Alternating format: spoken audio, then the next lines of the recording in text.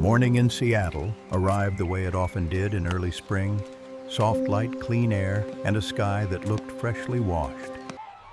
At Alderwood Zoo, the day had the gentle rhythm of ordinary happiness.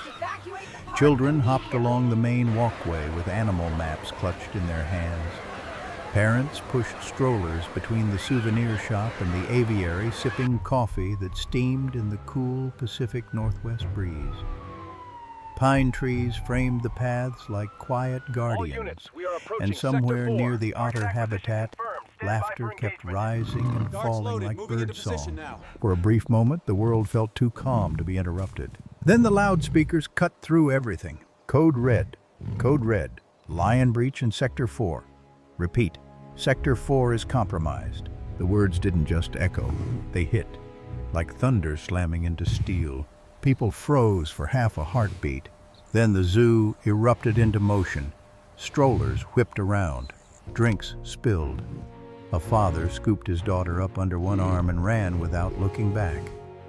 A teenager stumbled over a trash can and didn't even stop to apologize.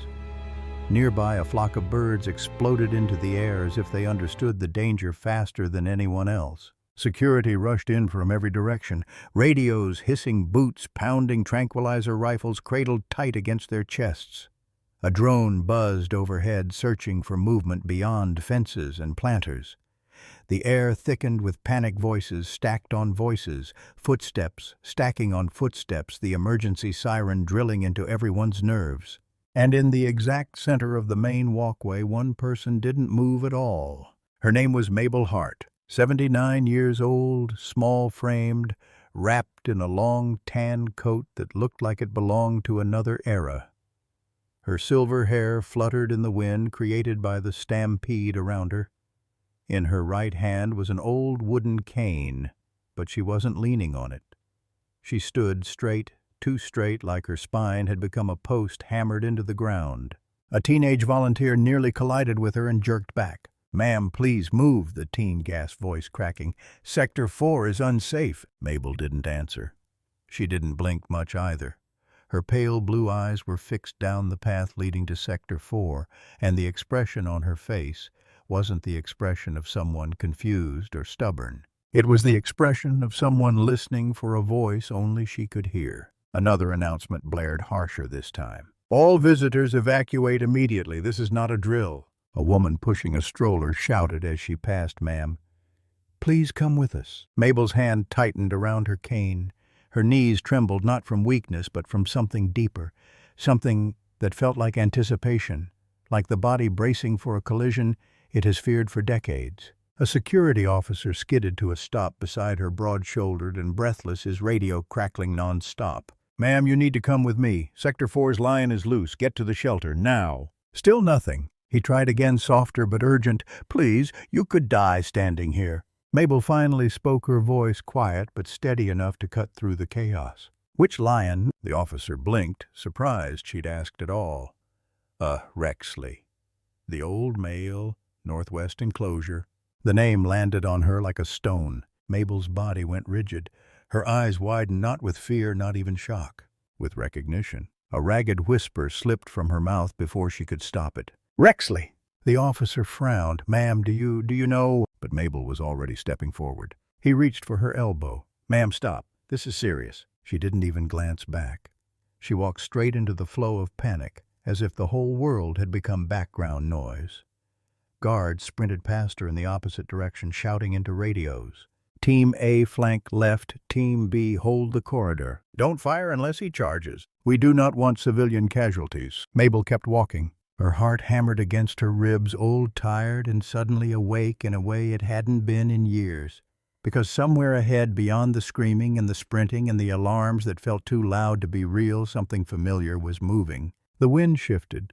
A scent brushed past her, faint but unmistakable, earthy, warm, feline, like dust and sun and fur. Mabel closed her eyes for a fraction of a second, swallowing something that rose up in her throat like grief. "Rexley," she whispered again, and this time her voice broke. She opened her eyes just as a shadow moved at the far end of the clearing, massive and deliberate, sliding out from behind decorative bamboo and planter boxes, a silhouette too large to be mistaken for anything else. Screams erupted again. A guard cursed. A radio crackled violently.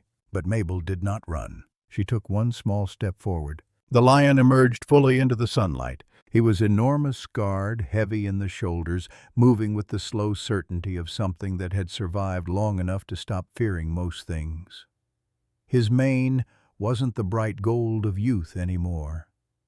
It was a muted bronze, streaked with pale silver course, like old rope. There was a stiffness in one hind leg, the tiny hitch of arthritis. His eyes looked cloudy, at the edges dulled by age, but still bright in a way that made people uneasy. He wasn't charging. He wasn't roaring. He wasn't hunting. He was searching. And when he lifted his head and turned toward the main walkway, his gaze locked onto Mabel, as if the rest of the world had fallen away. Guards behind maintenance carts raised rifles to shoulder height. "Hold a supervisor," barked. "No shot unless he rushes." Mabel's cane tapped the ground once, then again. The lion's ears tilted just slightly, as if he'd heard the smallest sound in a hurricane. His pace slowed. His nostrils flared as he tasted the air. A security officer beside Mabel, Officer Lang, whispered like he was afraid to breathe too loud. "This is where we run," he said. "Ma'am, please. He's unpredictable." Mabel didn't look at him. "No," she whispered. Officer Lang stared. "No." Her eyes stayed on the lion. "He's not." The lion took another slow step forward. 3 rifles clicked as safeties disengaged. Mabel raised her hand, not high, not dramatic, just enough to show an open palm. Her fingers trembled. "Rexley," she said softly, almost too softly for anyone else to hear. But the lion heard. He paused mid-stride. His cloudy eyes sharpened as though a fog lifted for one impossible moment. He inhaled again, deeper this time. The sound was low and resonant, a breath drawn not in hunger, not in anger, in recognition. And Mabel's chest tightened with a truth she had spent nearly 3 decades trying not to say out loud. He remembers. He took one more step, then another.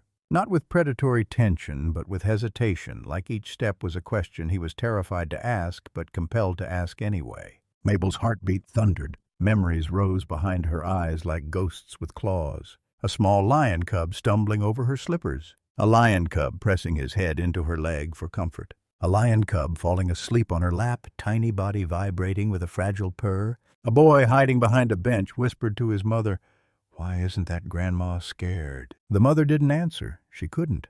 Mabel lowered her cane to the ground, steadying herself. Tears blurred her vision. "It's really you," she breathed. The lion stopped 6 yards away. Every guard held their breath. Every visitor stared.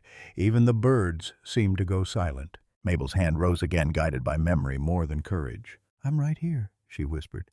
"I'm right here." The lion's head tilted, one ear twitching forward, the other drooping, an expression so strangely familiar it hit her like a physical blow, not because it was human, not because it was his. He took one more step. Rifles lifted. The supervisor hissed, "Steady, steady." No one fired. Mabel's tears slipped down her cheeks as the years collapsed into inches. Then the old lion everyone's nightmare made real did something no one expected. He bowed his head, slowly, gracefully, toward the only person in the zoo who hadn't run from him, toward Mabel Hart, toward the woman whose voice had reached through chaos and pulled a buried promise back into the light. And in that charged stillness, sirens wailing in the distance, guns raised but unmoving crowds frozen like statues, the world balanced on the edge of disbelief.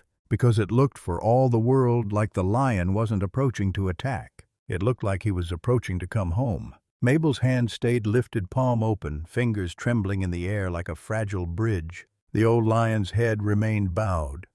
Not submissive the way humans understood the word, but lowered in that careful, deliberate way big cats sometimes did when they were trying to read a situation without breaking it. His breath rolled out in a low, warm huff, soft enough that it didn't sound like danger. It sounded like memory. Officer Lang stood half a step behind Mabel, frozen between duty and disbelief. His instincts screamed that he should pull her back, drag her away, save her. But something in the lion's posture kept stopping him. The animal wasn't coiled. His tail wasn't lashing. His ears weren't pinned.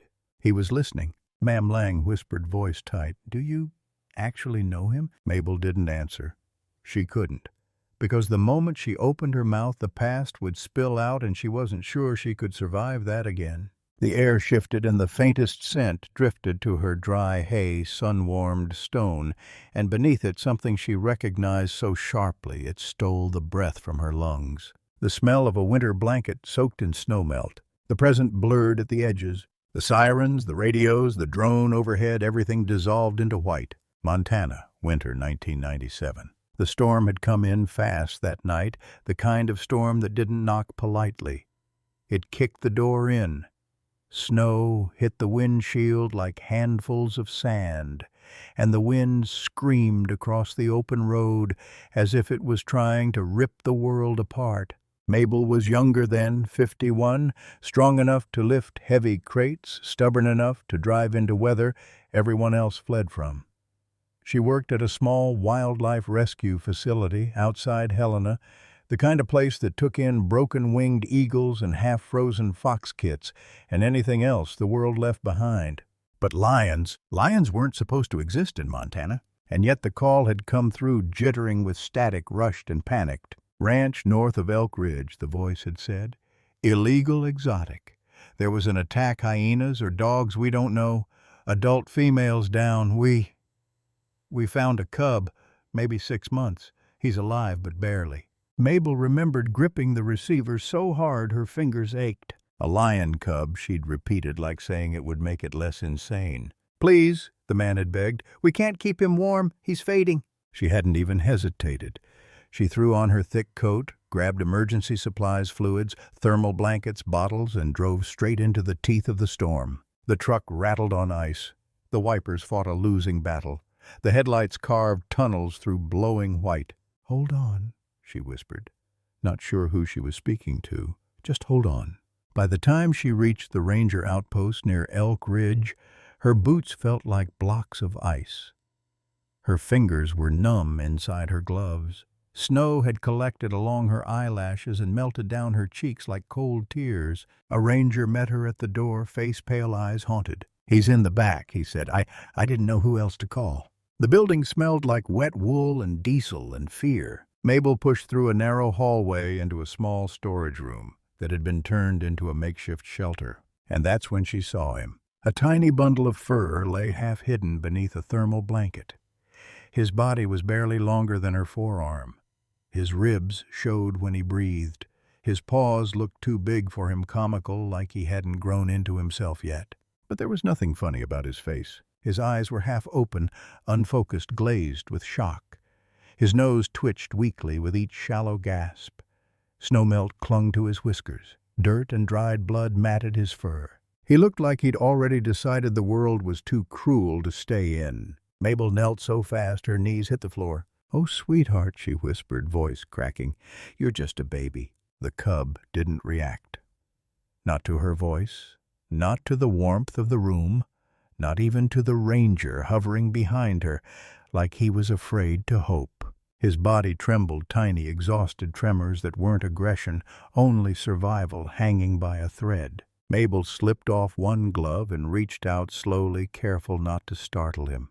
Her hand hovered a moment, then settled gently over his shoulder through the blanket. His paw jerked, then barely but unmistakably he pressed into her touch, as if surrendering to warmth he no longer believed existed. Something in Mabel's chest broke open. She scooped him up. He weighed almost nothing, just bones and fur and a heartbeat that felt too small to be real. She tucked him inside her coat against her chest under her jacket, shielding him from every draft. His head rested against her heartbeat. One breath, then another. His eyelids fluttered. And for the first time since whatever horror had happened out there, the cub went still. Not dead, but asleep. Mabel's eyes stung. "Yeah," she whispered into his fur. "That's it. Sleep. I've got you." The ranger swallowed hard. "Is he?" "He's alive," Mabel said firmly, like stating it could force the universe to obey. "But he won't stay that way without warmth and fluids. Help me. Now." The drive back to her facility was brutal. The storm thickened. The road disappeared in places. Twice the truck slid sideways and her heart nearly stopped. But Mabel never loosened her arms. She held the cub the entire way, cheek pressed to his head, whispering soft encouragement that he couldn't possibly understand, but somehow he calmed anyway, as if her voice was a rope, anchoring him to life. When they finally reached the rescue facility near dawn, Mabel carried him inside without waiting for help. Low light she snapped to the night staff. Quiet. No sudden movement. Warm fluids. Heating pad. Now. They moved because she moved. They didn't argue. They didn't question. There was something in Mabel's tone, protective absolute, that made people obey before thinking. In the following days, the cub clung to her like she was the only solid thing in the world. He cried if she left the room. He slept curled against her hip. When she fed him warm formula, he wrapped his paws around her wrist, gripping with a desperation that made her throat tighten. And when nightmares jolted him awake, body shaking, eyes wide, mouth open in a silent panic, Mabel sang to him. Old lullabies her mother had sung, soft, slow, steady. Her hand stroked his head in circles until his breathing evened out again. The staff joked that she'd adopted a lion, but it wasn't a joke to her. Mabel had never married, never had children. Life had pulled her down a path of duty instead of family, and she'd told herself she was fine with that. Then this cub came into her arms and filled a space in her heart she hadn't known was empty. She named him Silas, not because the name mattered to him the way it mattered to humans, but because she needed something to call him that didn't sound like lion or danger or problem. Silas, a word she could whisper into fur at 3 a.m. and mean you're safe. He grew fast. From bottle feeds to raw meat mash. From wobbly steps to bounding through her small cabin, knocking over boots and lamps and anything else he could reach. He purred loudly deep for his size, vibrating through her lap like a tiny engine. He followed her everywhere, into the kitchen, into the office, and once tried to squeeze into the bathroom until she blocked him out, laughing and crying at the same time. Even as he grew into a predator, he stayed gentle with her. He mouthed her sleeve without pressure. He pressed his forehead into her stomach like he was trying to climb back into safety. And every time she whispered Silas, his ears twitched like the sound itself was home. But the world doesn't allow a lion to stay small. At 10 months, he was already massive, over 100 pounds. Paws too large for his still juvenile frame, strength building in him like a storm you could feel coming days before it arrived. Then the state inspectors came. They didn't see the cub who had clung to her wrist. They saw teeth, claws, liability. It's time, they told her. He has to be transferred to a certified conservation facility in Seattle. It's the law, Mabel argued. She begged. She offered to move her whole life if it meant keeping him safe with her. But rules were rules. And the day the transport truck arrived, Silas knew something was wrong before she even opened the door. He paced, he whined, he pressed against her legs as if he could anchor her to the spot. It's just for a while, Mabel lied, gently stroking his head. I'll come visit. I promise I won't leave you. But when the handlers guided him toward the reinforced crate, Silas panicked. His paws scraped the floor. His cries tore through her like broken glass, raw, pleading, devastated. He slammed his body against the bars, trying to reach her. Mabel, one handler, said softly, "You need to step back. He won't calm down if he sees you cry." She couldn't stop. She pressed her hand to the bars. Silas shoved his muzzle against her palm, pushing back like he could climb through her skin if he tried hard enough. "I'll come back for you," she whispered through tears. I promise. The crate door shut. The truck drove away, and half her heart went with it. The past snapped away like a rubber band. Seattle returned in a rush, sirens, radio screaming. The old lion in front of Mabel inhaled again, deep tasting the air around her coat. And suddenly she understood. This wasn't just any lion. It was Silas, grown old, renamed by the zoo, reshaped by time, standing in front of her after 27 years. That was why she hadn't run. That was why her legs trembled with anticipation instead of fear. She swallowed, her voice breaking as she spoke into the charged silence of the zoo walkway. "Silas." The lion froze. His ears twitched. His whole body went still, listening with every bone he had left. And the world watched stunned as something ancient and impossible stirred behind the cloudy eyes of a lion everyone thought was only an animal. Recognition. Silence spread across the main walkway like a held breath. Mabel's whispered name Silas didn't echo, didn't carry, didn't need to. It simply landed. The old lion's body went rigid. Not stiff with threat, not coiled for violence, but still in the way animals freeze when something long buried claws its way back to the surface. His tail stopped moving.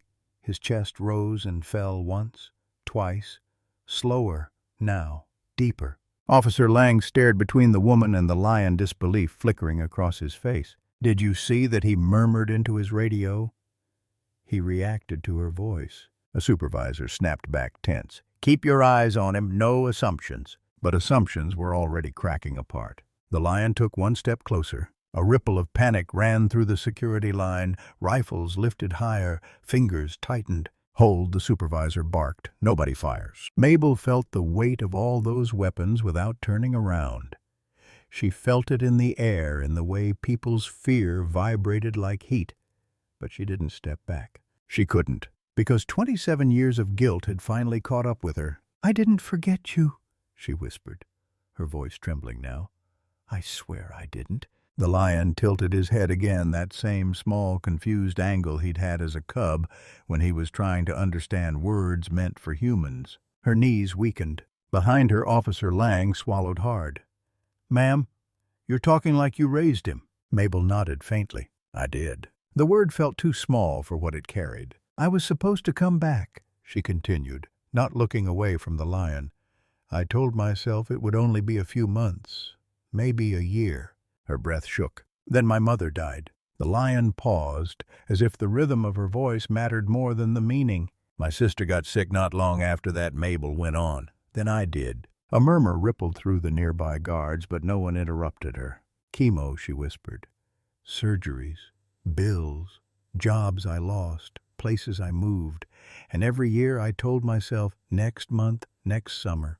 The lion took another careful step. 6 yards, 5. "I never stopped thinking about you," she said, tears slipping freely now. "But thinking doesn't keep promises alive, does it?" A guard hissed, "He's too close." The supervisor raised a hand, still no shot. The lion's posture wasn't aggressive. His shoulders weren't high. His head wasn't low in a killing angle. His movements were slow, uncertain, like he was afraid of breaking something fragile. Mabel lifted her hand again, palm open. "You don't need to be afraid," she whispered. "Not of me." The lion blinked. Slowly, deliberately. Officer Lang's breath caught. Did you see that?" Another step. 4 yards. Someone behind a bench began to sob quietly. Mabel's legs trembled, but she didn't fall. She felt every year of her age, every ache, every regret, but also something else. Relief, because the promise she'd broken was finally being answered. The lion inhaled deeply, his nostrils flaring as he drew her scent into him. Wool. Lavender soap, old cotton, a lifetime of memories woven into fabric. His body shuddered not with rage but restraint. Ma'am Lang whispered urgently. "If he lunges, he won't," Mabel said, surprising even herself with how certain she sounded. The lion took one last step, 3 yards, then he stopped. The distance between them hummed with tension sharper than any weapon. The crowd, the guards, the zoo itself seemed to fade into the background. It was just an old woman and an old lion. Mabel's voice broke completely now. "I'm sorry I stayed away so long." The lion froze. Every muscle went still. His ears twitched forward. His breath hitched. The breeze shifted, carrying her scent straight to him. And then slowly, impossibly, the lion lowered his head, not in submission to dominance, but in recognition. A low sound rolled from his chest, not a roar, not a growl. A soft, broken rumble, a purr. Officer Lang staggered back half a step. "Oh, my God!" Mabel let out a sob she'd been holding for decades. "There you are," she whispered. "My sweet boy." She reached forward, not fast, not reckless, just enough. Her fingers brushed warm, coarse fur. The lion leaned into her touch. And in that moment, surrounded by rifles and fear and disbelief, the truth became unavoidable. The lion hadn't escaped to attack. He had escaped because he remembered. No one fired. No one moved. For several suspended seconds, the world seemed to forget how to breathe. Mabel's fingers rested against the lion's mane, coarse, warm, alive beneath her touch. The fur was thinner than she remembered, threaded with silver and age, but the weight of his head leaning gently into her palm shattered whatever strength she had left. She sobbed openly, now shoulders shaking. The lion responded by nudging her hand again, slow, deliberate, unmistakably careful. Not the force of a predator, the caution of someone terrified of hurting what they loved. A collective gasp rippled through the crowd. Rifles one by one lowered. Officer Lang wiped at his eyes with the back of his glove. I've never seen anything like this. Neither had anyone else. A supervisor stepped forward cautiously, voice hoarse. Stand down, he said into his radio. All units, weapons down. Metal clicked softly as safeties were re-engaged. The drone overhead drifted higher, its buzzing fading into the background like an afterthought. From the far end of the walkway, a woman in a lab coat hurried forward, her breath coming fast. Her hair was pulled back hastily, eyes wide behind her glasses. Dr. Elise Warren, she announced, slowing when she saw the scene unfolding in front of her. Zoo veterinarian. She stopped short, stunned. The old lion had lowered himself further now, folding his massive legs beneath him until he rested on his elbows. A posture that left him vulnerable, exposed. Mabel stood close enough that his breath warmed her knees. Dr. Warren pressed a hand to her mouth. That posture, she murmured. That's trust. Mabel turned her head slightly, tears streaking her face. He always did that when he was tired, she whispered, when he wanted to feel safe. The doctor swallowed hard. Ma'am, his name here is Rexley. Mabel nodded. I know. Her fingers traced the faded white patch beneath his jaw, the same spot she used to stroke when he was sick as a cub. But before that, she said softly, his name was Silas. Something in Dr. Warren's expression shifted. Silas, she repeated slowly, like the name carried weight, even to her. We didn't know his past. He came to us as part of a conservation transfer decades ago. Mabel laughed weakly, a sound soaked in grief and relief. He was never meant to forget. Silas released another low rumble, deeper now, vibrating through the air. Not a sound of dominance, a sound of belonging. Visitors behind benches and railings cried openly.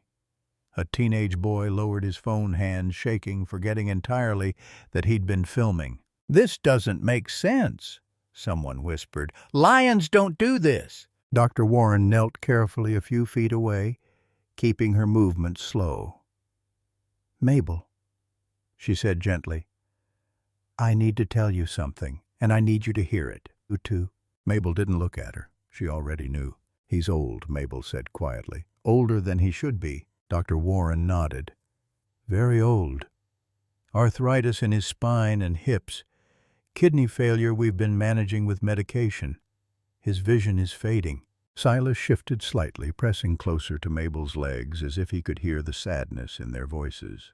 We don't have much time left with him. Dr. Warren finished, her voice cracking.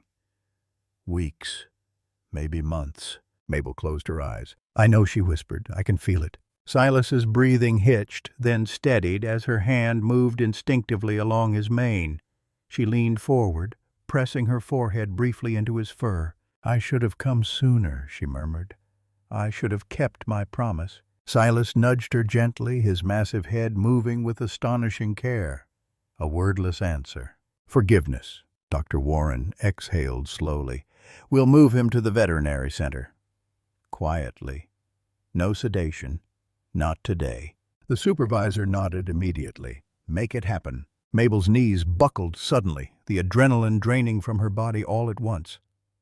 Officer Lang stepped forward, instinctively reaching for her. But Silas moved faster. He shifted his body closer, sliding his shoulder against her hip, bracing her with a strength that felt infinite and gentle at the same time. Mabel laughed through her tears. Easy, boy. I'm just old bones. Silas rumbled softly in response. They guided her slowly toward the veterinary wing. Silas walked at her pace, adjusting every step to match her shortened stride. When her cane wobbled, he leaned closer. When she paused, he paused. Not once did he pull ahead. Inside the observation room, the lights were dimmed. The noise of the zoo faded into a distant hush. Padded mats covered the floor. Mabel lowered herself carefully, and Silas followed, folding himself down beside her with a tired groan of aging joints. He rested his head in her lap. No one spoke. Minutes passed. Then Dr. Warren finally asked, voice barely above a whisper, "How long did you raise him?" Mabel smiled faintly, fingers combing through his mane. "Long enough to love him," she said, "not long enough to keep him." Silas's eyes, clouded but warm, lifted to meet hers. "You waited for me," she whispered. "After everything." Silas's tail thumped once against the mat. Outside the room, staff stood in silence. They weren't guards anymore. They weren't professionals following protocol. They were witnesses. From that morning on, the rhythm of Alderwood Zoo changed. Not loudly, not officially, but everyone who worked there felt it. Mabel Hart came every day. Some mornings she walked slowly with her cane, each step measured deliberate. On days when her strength faltered, the staff brought a wheelchair to the gate before she even asked. No one questioned it. No one logged it in a report. They simply made sure she got inside. And every morning Silas was already waiting. He lay close to the door of the observation room, his massive body curled toward the entrance head, lifted just enough that he could see when it opened. His breathing was heavier now, uneven, but the moment Mabel appeared, his tail thumped softly against the mat. Always once, always for her. "Good morning, my love," she would whisper, her voice thin but warm. Silas answered with that low, broken rumble, half purr, half sigh that vibrated through the floor. It wasn't loud. It wasn't impressive. It was intimate. They spent hours together. Sometimes Mabel talked. She told him about the years she'd missed moving west, the small house she'd loved, and sold the garden she'd tended until her hands couldn't handle the soil anymore. She told him about people he would never meet, about grief that had hollowed her out, and nights when guilt sat so heavy she could barely breathe. Silas listened, not like an animal waiting for cues, like someone who recognized the music of her voice, even if the words meant nothing to him. Other days they sat in silence. Mabel's hand rested in his mane. Silas's head rested on her lap. Their breathing found each other slow and uneven, like two clocks that had been broken for years finally ticking in the same room again. The staff documented everything at first out of habit, out of disbelief. Then they stopped, because what was happening didn't belong to charts or files. On rainy afternoons, Silas pressed closer, his fur soaking up the damp from Mabel's coat. On rare sunny days, they were guided into a quiet corner of the yard, away from visitors. Mabel leaned against his side, like he was a living wall of warmth and memory. When her hands trembled too badly to stroke him, Silas adjusted. He shifted his head just enough so she didn't have to move at all. Care flowed both ways. As winter gave way to early spring, Mabel's visits grew shorter. Her breaths became thinner, her steps slower. Sometimes she arrived already exhausted, her smile smaller, but no less sincere. Silas always knew. He rose more slowly now, joints stiff and aching, but he still rose. And once he reached her, he didn't let go. He curled his body protectively, as if sheltering her from something invisible and cruel. Every afternoon, when staff gently guided Mabel away so she could rest, Silas watched her leave with a grief that showed in the slump of his shoulders and the low, aching sound deep in his chest. He had found her again. He wasn't ready to lose her. Spring arrived quietly. The air softened. The light lingered longer. And one morning, Mabel didn't walk in. She was wheeled. Her face looked smaller somehow, skin drawn tight, eyes sunken but still bright when she saw him. Silas knew immediately. For the first time since their reunion, he didn't rise when the door opened. He lifted his head slowly, painfully, then pulled himself up anyway, trembling with effort and resolve. When they lowered Mabel onto the padded mat, Silas eased down beside her, curling his massive body around her fragile frame with exquisite care. His mane brushed her cheek. His breath warmed the blanket pulled up to her chest. "I'm sorry," she murmured faintly. "I'm slow today," Silas answered with a soft chuff, nudging her hand. The room emptied quietly. No one spoke of medicine. No one spoke of time. They let them be. Hours slipped past like falling snow, slow, gentle, inevitable. Sometimes Mabel slept. When she stirred, Silas adjusted with tiny movements, afraid to jostle her. When her breathing hitched, his purr began again, broken but persistent, filling the room with a sound that felt older than fear. Near sunset light striped the floor in gold. Mabel's eyes fluttered open. "You remember," she whispered, touching the white patch beneath his jaw, "when you were so little I could hold your whole body right here." Her breath trembled. "I thought loving you was too much, too dangerous." She smiled faintly. But love never listens to reason. Silas pressed his forehead to her shoulder. "Thank you for waiting for me," she said softly, "for finding me again." Her hand moved once more through his fur. "You made all the years worth it." Her breathing slowed, then thinned, then paused, and in the stillness that followed, Mabel's heart slipped quietly away. Silas felt it. Everyone in the room saw it in the way his body stiffened, then folded inward around her.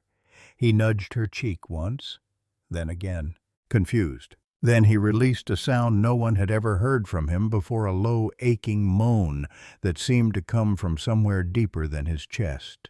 He laid his head beside hers. He did not move. They dimmed the lights. They gave him time. He deserved that much. Silas left the observation room on his own later that night. He walked slowly back to his enclosure and lay down in the corner closest to the veterinary wing. He did not eat. He did not rise.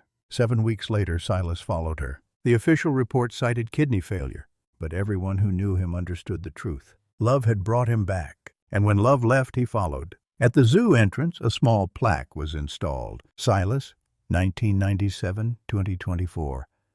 Mabel Hart, 1945-2024. 2 lives, 1 bond. Love remembers what time cannot erase. Visitors still pause there. Some say they feel warmth. Others swear that on quiet mornings before the zoo opens, a soft, familiar rumble echoes faintly through the trees, as if an old lion still guards the memory of the woman who never ran from him. Time did what time always does. The zoo reopened fully within days. Families returned. Children laughed again near the aviary. New signs were installed. New schedules posted. Life, indifferent and persistent, moved forward. But not everything went back to the way it was. Staff members noticed it first. The observation room where Silas and Mabel had spent their last days together felt different. Quieter. Warmer somehow. Even when it was empty, people lowered their voices without realizing why. Some swore the room smelled faintly of wool and sun-warmed fur long after it should have faded. New keepers were told the story in hushed tones during training breaks. Veterans told it slowly, carefully, as if afraid that rushing might cheapen it. "This isn't in any manual," they'd say, "but remember it anyway." Visitors began stopping at the plaque longer than expected. Some read it twice. Others touched the metal gently before walking on, unsure why their throats felt tight. A little girl once asked her father, "Did the lion love her?" Her father paused longer than the question required. "Yes," he said finally, "I think he did." And somewhere between the trees, on mornings when the zoo was still locked and the air felt clean and untouched, guards claimed they heard it. Not a roar, not a call. A low familiar rumble, soft, steady, almost content. As if an old lion still remembered the sound of a voice that once told him he was safe. As if a promise, though broken once, had finally been kept. The story of Mabel and Silas reminds us that love and connection are not limited by species, time, or circumstance. A single act of compassion in the past can leave an imprint that lasts a lifetime. Responsibility to our promises, empathy for vulnerable lives, and respect for the emotional capacity of animals are values that should never be taken lightly. This story also teaches us that healing does not always come quickly, but when it does, it can bring profound peace even in the final moments of life.